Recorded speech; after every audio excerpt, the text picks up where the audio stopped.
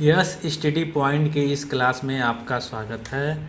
मैं हूं अमित गुप्ता। हम सीख रहे हैं टैली ERP9 हिंदी में।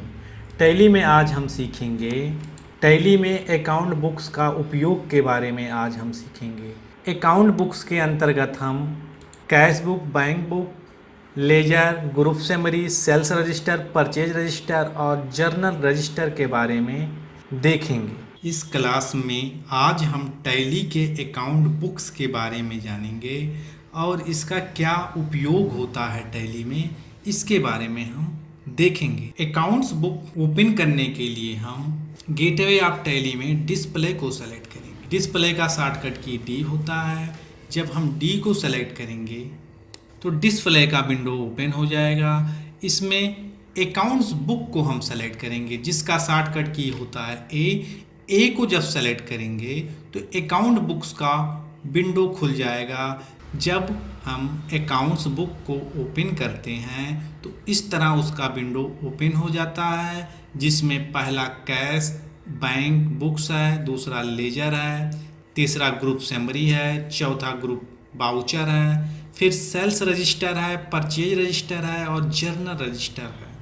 इन सब के बारे में आज हम सीखेंगे। किसी भी व्यवसाय को सुचारू रूप से चलाने के लिए रोज कुछ ना कुछ भुगतान भी करना होता है और कुछ पैसा कैश रिसीव्ड भी करना होता है। ये लेन देन का जो भी कार्य होता है वो कैश और बैंक के माध्यम से होता है। जैसे हमें कुछ खरीदना है या किसी का पैसा भुगतान करना है तो हम या तो कैश करेंगे या तो बैंक के माध्यम से करेंगे। अब हमारे पास कैश या बैंक में कितना पैसा है ये देखना है। इसके लिए हम अकाउंट्स बुक के कैश एंड बैंक बुक्स को ओपन करेंगे जिसका शॉर्टकट की होता है सी। जब हम सी प्रेस करेंगे, ओपन करेंगे तो इस तरह आ जाएगा। पर्टिकुलर कॉलम में दिखा रहा है कैश इन हैंड और फिर बैंक अकाउंट हमारा दिखा रहा है।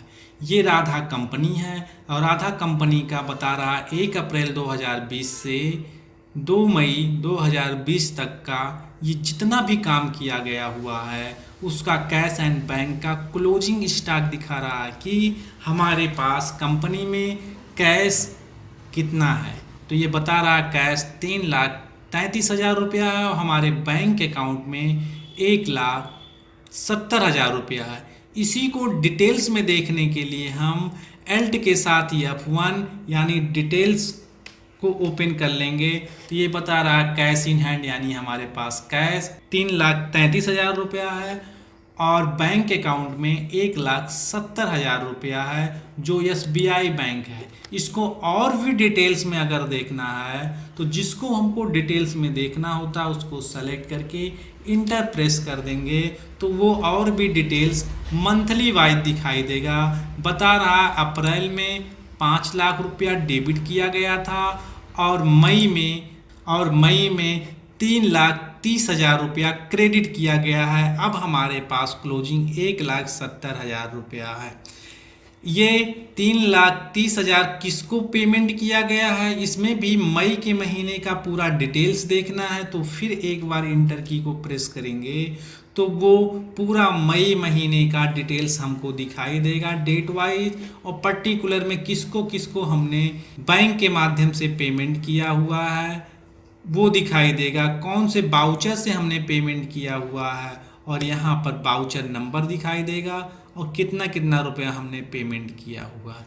ये यहाँ पे दिखा रहा है सैलरी हमने पेमेंट किया हुआ है बैंक के माध्यम से 20,000, रूम रेंट हमने पेमेंट किया हुआ है 10,000। इसी तरह राजू ट्रेडर्स को हमने पेमेंट किया हुआ है 2 लाख और रामू लिमिटेड कंपनी को हमने पेमेंट किया है 1 लाख। इससे बाहर आने के लिए हम स्केप्स की से बाहर आएंगे। ये हमने चूंकि 2 महीना ही काम किया हुआ है, 2 महीना से भी कम काम किया है यानी 1 महीना 1 दिन ही काम किया हुआ है तो इसीलिए 2 महीने का पीरियड का ही दिखाई देता है। बाहर आने के लिए स्केप की का प्रयोग करेंगे। जब बाहर आएंगे तो यहाँ उसका ग्राफ भी दिखाई दे रहा है। अप्रैल महीने का ग्राफ है और मई महीने का ग्राफ है। अप्रैल में पैसा जमा किया गया है, मई में पैसा निकला हुआ है, तो उसका दिखा रहा। चूंकि हमने 2 महीने में ही ट्रांजैक्शन किया है, इसलिए 2 महीने के ट्रांजैक्शन को ही ये ग्राफ के रूप में दिखाई दे रहा। इसी तरह अगर हम 12 महीना अपना बैंक से कोई भी काम किए रहेंगे तो 12 महीने का पूरा देख सकते हैं। क्योंकि हमने 1 महीना 1 ही दिन काम किया हुआ है टैली में इस कंपनी में, तो 1 महीना 1 दिन का ही ये SBI बैंक का लेजर दिखा रहा है, जो 1 अप्रैल से लेकर 2 मई 2020 तक दिखाई दे रहा है। इससे बाहर आने के लिए हम इस कैप की का प्रयोग करेंगे, बाहर आ जाएंगे। ऐसे अगर हमको कैश में डिटेल्स देखना है तो कैश को सेलेक्ट करके इंटर की प्रेस करेंगे तो ये बता रहा अप्रैल का कैश और मई का कैश। अप्रैल में कैश डेबिट हुआ है 19,43,000 और क्रेडिट हुआ है कैश 17,50,000। ऐसे मई में डेबिट हुआ 1,50,000 और क्रेडिट हुआ है 10,000। इस तरह हमारा क्लोजिंग स्टॉक 3,33,000 रुपया है और ये अप्रैल और मई का ग्राफ बता रहा है। इससे बाहर आने के लिए हम इस कैप की का प्रयोग करते हैं। फिर कैश एंड बैंक बुक देखने के बाद दूसरे नंबर पर अकाउंट्स बुक्स में लेजर होता है।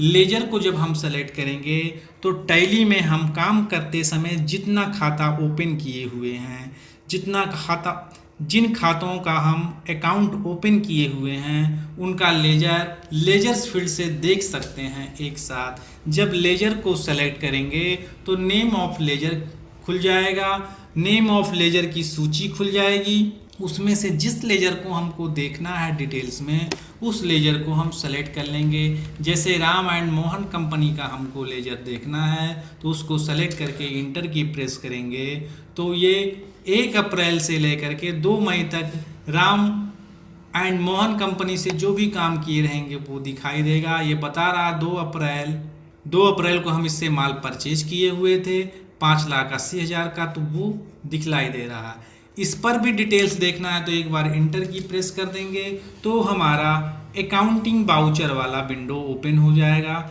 जो हम इसमें संशोधन भी कर सकते हैं, डिलीट भी कर सकते हैं और चेंज भी कर सकते हैं। इससे बाहर आने के लिए इस कैप की का प्रयोग करेंगे। इस तरह हम नेम ऑफ लेजर से कोई भी लेजर का डिटेल्स देख सकते हैं। लेजर से भी बाहर आने के लिए इस कैप की का प्रयोग करेंगे और बाहर आ जाएंगे। यदि हमें सभी ग्रुप की समरी देखना है तो उसके लिए हम ग्रुप समरी को सेलेक्ट करेंगे। ग्रुप समरी को सेलेक्ट करने के बाद उसका शॉर्टकट की जी होता है, जी प्रेस करेंगे या इंटर की प्रेस करेंगे तो ग्रुप की समरी खुल जाती है। टैली में 28 ग्रुप ऑलरेडी होते हैं, बाकी ग्रुप्स हम नया क्रिएट कर सकते हैं। इसमें हमको जिस ग्रुप को देखना होगा उस ग्रुप को हम ओपन कर सकते हैं। इसमें सारे ग्रुप दिखाई देंगे, चाहे उस ग्रुप में हम काम किए रहें या काम नहीं किए रहें। अगर हम उसमें काम नहीं किए हुए हैं, जब हम उसको ओपन करेंगे तो उसमें कुछ नहीं दिखाई देगा। जैसे हम यहाँ पर इन्वेस्टमेंट को हम ओपन कर रहे हैं तो इन्वेस्टमेंट हमने टैली में अपने कंपनी में कुछ नहीं किया है, इसलिए यहाँ पे कुछ नहीं दिखाई दे रहा है। लेकिन हम जिस ग्रुप को टैली में यूज किए हैं उस ग्रुप को अगर हम ओपन करेंगे तो उसमें जो भी कुछ हुआ रहेगा वो दिखाई देगा। जैसे हम अगर कैपिटल अकाउंट ओपन करेंगे, कैपिटल अकाउंट का ग्रुप ओपन करेंगे तो यहाँ कैपिटल अकाउंट में जितने खाता हम ओपन किए रहेंगे, खोले रहेंगे, वो ओपन हो जाएगा। लेकिन यदि हम किसी ग्रुप में कोई भी अकाउंट ओपन किए हुए हैं, उसमें हम ट्रांजैक्शन किए हुए हैं, तो जब उस ग्रुप की समरी को हम खोलेंगे तो उसमें जो भी काम किए रहेंगे, जो भी अकाउंट ओपन किए रहेंगे वो दिखलाई देगा।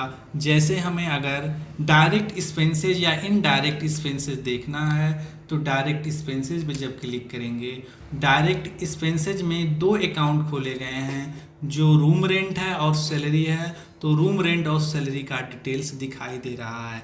इसी प्रकार अगर हमको फिक्स एसेट का देखना है तो हम फिक्स एसेट वाला ओपन करेंगे तो फिक्स एसेट में हमारा शॉप है जो 5 लाख का है तो उसको दिखाई वो देगा। ग्रुप समरी से हम किसी भी ग्रुप में जितने लेजर बने हुए हैं, जब हम उस ग्रुप समरी को ओपन करेंगे तो उसमें उसका डिटेल्स दिखाई देगा। अगर हमको टैली में सेल्स रजिस्टर देखना है तो सेल्स रजिस्टर को हम ओपन करेंगे तो ये सेल्स रजिस्टर दिखाई देगा। ये चूँकि हम इस टैली में इस कंपनी में 2 ही महीना काम किए हैं, इसीलिए ये 2 ही महीने का ग्राफ दिखाई दे रहा है। ये बता रहा अप्रैल में हमने 6,43,000 क्रेडिट किया हुआ है, जिसका क्लोजिंग स्टॉक यहाँ दिखाई दे रहा है। इसी प्रकार मई में जो हमने क्रेडिट किया हुआ है उसका दिखाई दे रहा है। टोटल क्लोजिंग बैलेंस 18,22,000 यहाँ पे दिखाई दे रहा है, जो सेल्स का रजिस्टर है। इसको अगर हम अप्रैल या मई का महीना ओपन करते हैं तो उस महीने में जितना एंट्री हुआ है, जितना अकाउंटिंग बाउचर हुआ है सेल्स का, वो सेल्स बाउचर का अकाउंटिंग बाउचर दिखाई देगा। इसी प्रकार अगर हमको अप्रैल का देखना है तो अप्रैल महीने को सेलेक्ट करेंगे। अप्रैल महीने में जितना सेल्स हुआ रहेगा वो हमको दिखाई देगा। ऐसे ही परचेज रजिस्टर को जब हम ओपन करेंगे तो परचेज रजिस्टर में भी अप्रैल और मई का जो भी हमने परचेज किया हुआ है, जिस महीने का जो परचेज किया है उसको मंथली वाइज दिखाई दे रहा है। अगर हम इसको चाहते हैं कि अप्रैल महीने का परचेज देखना है कि अप्रैल महीने में किस किस डेट को कितना कितना माल परचेज किया गया है, तो उसको सेलेक्ट करके इंटर मार देंगे तो वो दिखाई देगा। इसको डिटेल्स में देखने के लिए Alt F1 भी कर सकते हैं तो वो डिटेल्स में भी दिखाई देगा। फिर इससे बाहर आने के लिए हम एस्केप की का प्रयोग करें। ऐसे ही जर्नल रजिस्टर में जब हम जनरल रजिस्टर को सेलेक्ट करके ओपन करेंगे या उसका शॉर्टकट की जे होता है, जे को सेलेक्ट करके ओपन करेंगे तो जर्नल रजिस्टर में हम 3 रजिस्टर का बुक पाएंगे। पहला तो जर्नल रजिस्टर होता है, दूसरा डेबिट नोट और तीसरा क्रेडिट नोट। अगर हम जर्नल का ओपन करेंगे तो टैली में जितना हम जर्नल में काम किए रहेंगे उसका दिखाई देगा। क्योंकि जर्नल में अप्रैल में एक ही ट्रांजैक्शन किए हुए हैं तो यहाँ एक ही ट्रांजैक्शन दिखाई दे रहा है। इसको जब ओपन करेंगे तो ये जर्नल में शॉप खरीदा गया हुआ है, उसी का हमको सिर्फ दिखाई दे रहा है। एस्केप की से हम इससे बाहर आएंगे। ऐसे ही डेबिट नोट का हमको देखना होगा तो डेबिट नोट में जितनी एंट्री हुई रहेगी वो दिखाई देगा। इसमें कोई भी एंट्री डेबिट नोट में हमने इस कंपनी में नहीं किया है, इसलिए नहीं दिखाई दे रहा है। जब आप डेबिट नोट बाउचर का ज़्यादा यूज किए रहेंगे तो वो मंथली वाइज यहाँ पर दिखलाई देगा। और मंथली वाइज में भी हमको डेट वाइज देखना है तो उस मंथ को सेलेक्ट करके हम डेट वाइज भी देख सकते हैं। इससे भी बाहर आने के लिए हम एस्केप की का प्रयोग करते हुए बाहर आ जाएंगे।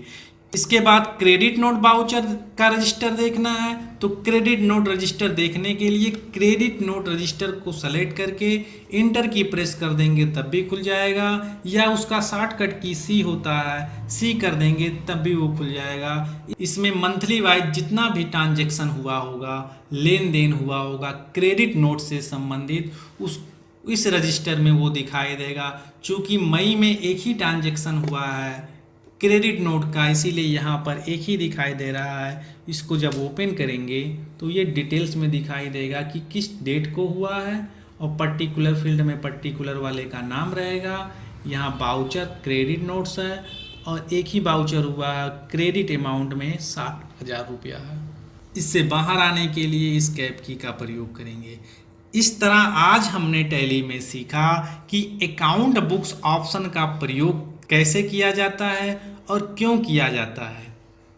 Thank you.